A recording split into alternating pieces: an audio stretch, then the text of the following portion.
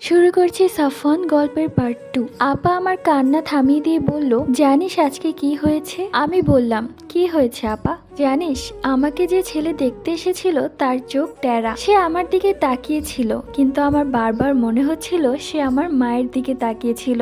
এই কথা বলে বড় আপা কি যে হাসলেন, আমারও খুব হাসি পেল। সেই রাতে বড় আপা আর আমি ছেলে পক্ষকে নিয়ে খুব হাসাহাসি করলাম। বড় আপা খুব মজার মানুষ, সে আমাকে কখনোই কাঁদতে দিতে চায় না। যখনই দেখবে আমার মন খারাপ বা কাঁদছি, তখনই এসে এটা ওটা বলে আমাকে হাসিয়ে দিবে।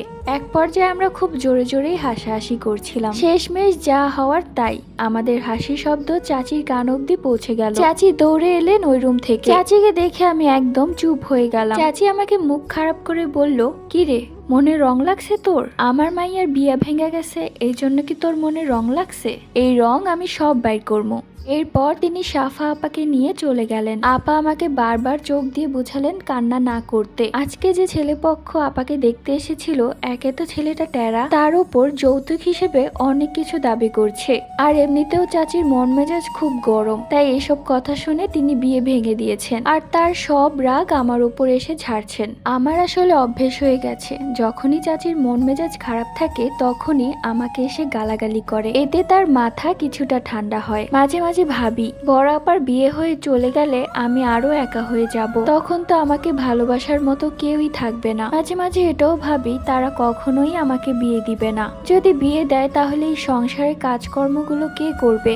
একটা কাজের লোক রাখলেও তো তাকে বেতন দিতে হয়। আর চাচি যে কিপটে মানুষ, তা তো জীবনেও করবে না। এমনি দেখতে দেখতে 1 মাস 2 মাস 1 বছর কেটে গেল। বড় আপার বিয়ে হচ্ছে না। 26 বছরে পা দিয়েছেন উনি। পাড়া প্রতিবেশী লোকজন সবাই চাচিকে এটু কথা শুনিয়ে যায়। বলি, তোমার মেয়েটাকে ঘরে বসিয়ে রেখে কি আইবুড়ি করবে নাকি? আমার মেয়েটাকে দেখো, বিয়ে হয়েছে সেই কবে, দুটো বাচ্চাও হয়ে গেছে। এসব কথা শুনে চাচির খুব মেজাজ গরম হয়। তিনি ঘরে এসে আমাকে যা তা বলতে লাগলেন। এরপর তার মাথা ঠান্ডা হলে তিনি আমার রুম থেকে বেরিয়ে গেলেন। এইদিকে আমি 18 বছরে পা দিয়েছি। রাস্তাঘাটে বা বাজারে বের হলে তখন লোকজন আমার দিকে কিভাবে যেন তাকিয়ে থাকে। বিষয়টা কাউকে বোঝানোর মতো নয়। রাস্তাঘাটের লোকজনদের চরিত্র যে কতটা খারাপ সেটা বোঝাই যায়। বড় আপার পুরনো বোরকাটা আমাকে দিয়েছিল। সেই বোরকাটা কত জায়গায় ছিঁড়ে গিয়েছিল, আমি আবারও সেলাই করে নিয়েছিলাম। কিন্তু 2 দিন আগে চাচি সব রাগ সেই বোরকার ওপর বের করলেন। আমার সেই বোরকাটা ছিঁড়ে কুটি কুটি করলেন। সেই রাতে অবশ্য আমি খুব কেঁদেছিলাম।